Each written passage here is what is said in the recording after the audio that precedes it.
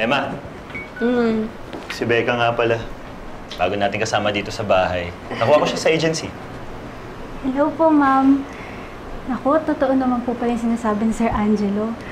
Ang ganda niyo po pala talaga. Ako si Becca. Salamat! Opo. Sige na, samahan mo muna doon si Nay Lourdes. Tulungan mo siya sa kitchen, ha? Sige po. Excuse me po. Sige. Po. Oh, naku, tingnan mo, Angelo. Ginawa ko na to. Excited ako. Sana magustuhan ni baby. Okay ba? Marami pang kulang eh. Pwede naman nating bilhin yung pagkalabas ng baby mo. Baby ko lang? I mean baby natin. Tsaka ano pala, baka pwedeng ipa-repaint na rin natin tong kwarto. Medyo panglalaki kasi dapat siguro kulay ng pang babae para mas maganda. Pwede naman siguro yun sa ibang araw. Oo. Tapos gusto ko rin palang bumili ng mga materials for drawing. Magdo-drawing ako ulit, tapos ilalagay ko dito. Diyan, gusto ko yung pag gumigising siya, puro maganda na yung nakikita niya parate. Tama na. Tama na.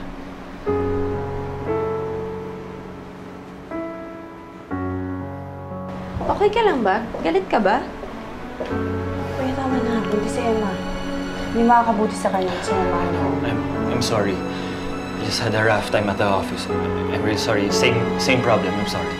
Kaya mo na. I'm sure hindi naman niya sinasadya. Tsaka pasensya na rin kuya, hindi ako nakakatulong sa opisina ha. Huwag mo nang isipin yun. Makakasama dyan sa dinadala mo. Hindi mo nang isipin yun. Ang isipin mo ang baby mo. Ito naman si Kuya. Hanggang dito ba naman, pinapairan mo yung init ng loob mo? Labas nga muna tayo.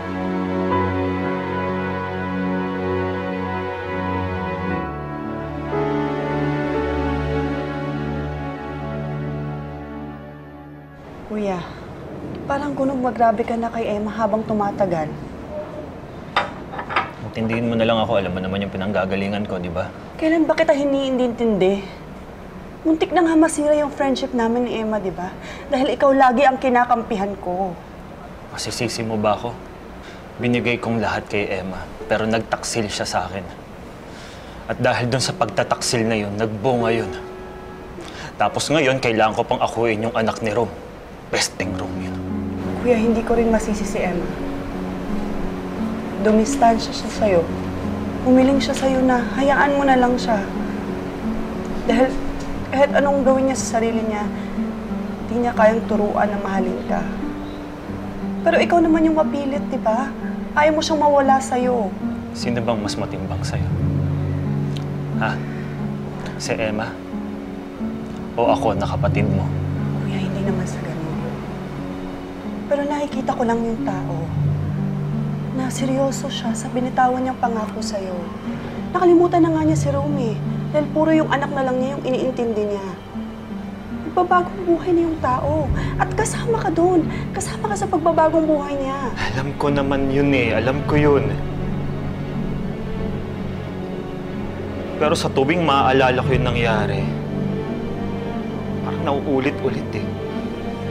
Feeling ko yung bata pa na yun ang magiging dahilan para magkabalikan si Emma pati si Rom.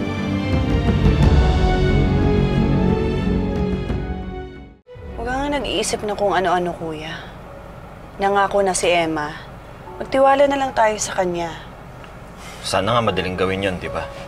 Madaling gawin yon kung gugustuhin mo. Subukan mo namang tanggapin ang baby niya. Total naman, ikaw ang kikilalaning daddy nun eh. Please? I'm not sure kung kaya kong gawin. Dahil kahit anong pilit sa sarili ko na tanggapin ko yung bata, wala akong mahagilip na pagmamahal o kahit anong amor dun sa batang yun. Hindi ko alam.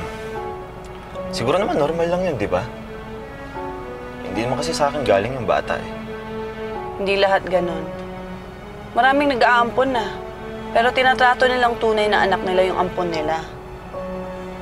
Baka naman hindi yung matanggap dahil anak ni Romy yung bata.